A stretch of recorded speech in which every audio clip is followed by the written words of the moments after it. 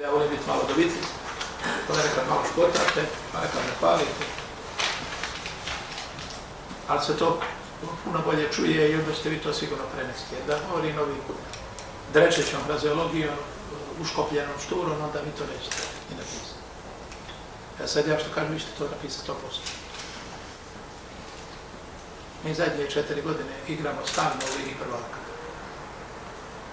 U Ligi prvaka igramo. Jedini smo glavni grad u Evropi koji nosi prestižne titule. Dužno štovanje pred Drezdenu i Birminghamom. Morate, to treba napomenuti posebno. Znači, jedini glavni grad u Evropi. I među 2400 brakova. Znate što je to? To je kao da osvojite Ligu šampiona. Mi smo zadnjih 6 mjeseci igrali Ligu prvaka među 10. I osvojili smo srebro. A prošle godine smo osvojili zlato, pa smo dobili ovo, vidite. Evo ovdje ga imamo. Jako je ovo srebrna. Ali je zlato u biti. Prvi grad po mobilnosti Evrope. Znači, još nismo ni formalno postali s metropolom, a bili smo prvi grad po mobilnosti Evrope. Ovdje je Evropska tjedna mobilnost. Sretan i ponosan što sam na čelu grada sa svojim suradnicima da to možemo demonstrirati.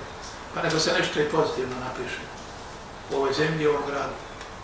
Biti među 2400 gradova, prvi po mobilnosti, a drugi među 3 grada, među 10, imati Ligu prvaka i osvojiti srebro i posebno priznanje za izvrsnost, i ovo sve što je Vojko govorio u se do 11. mjesecu, godi, ali i obavezuje.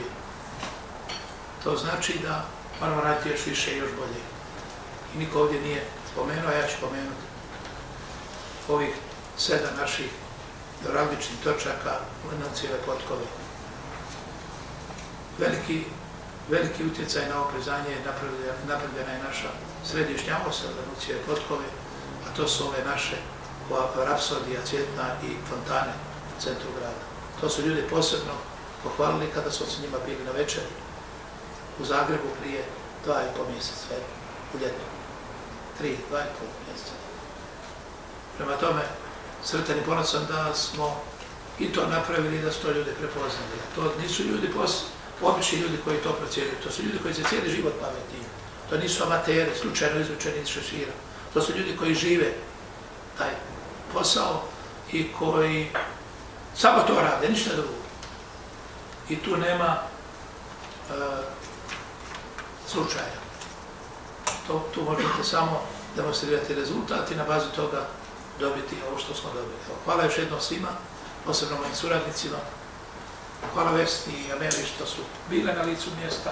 Vojko, hvala tebi kao predsjedniku krovne udruge u Hrvatskoj. I hvala svima i vidimo se u Solinu.